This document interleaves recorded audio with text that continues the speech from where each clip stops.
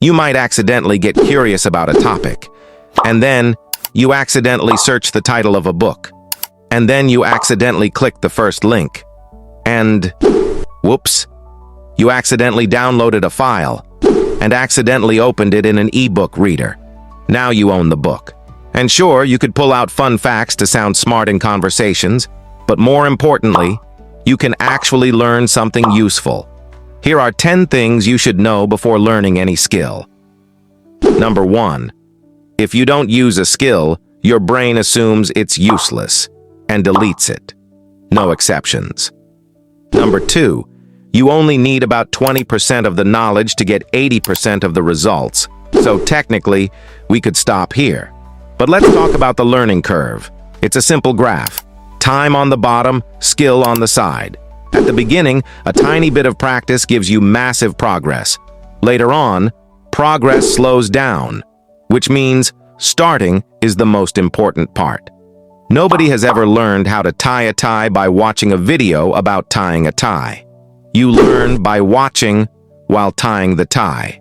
Same rule applies to books. Books only make you smarter if your brain believes the information is useful.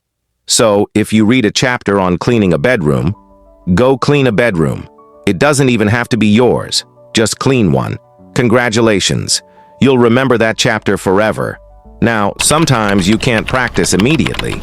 Say you're reading about cars and you see a diagram explaining how to jumpstart one. Ideally, you'd practice with 2 cars, but most people don't have 2 cars lying around. So here's the shortcut. Imagine it. Picture the exact moment your car won't start.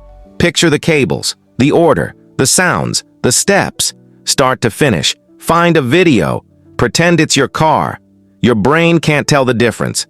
As far as it's concerned, you just did it. Meanwhile, the person who memorized the diagram still won't know what to do when their car actually dies. This is how you get smart.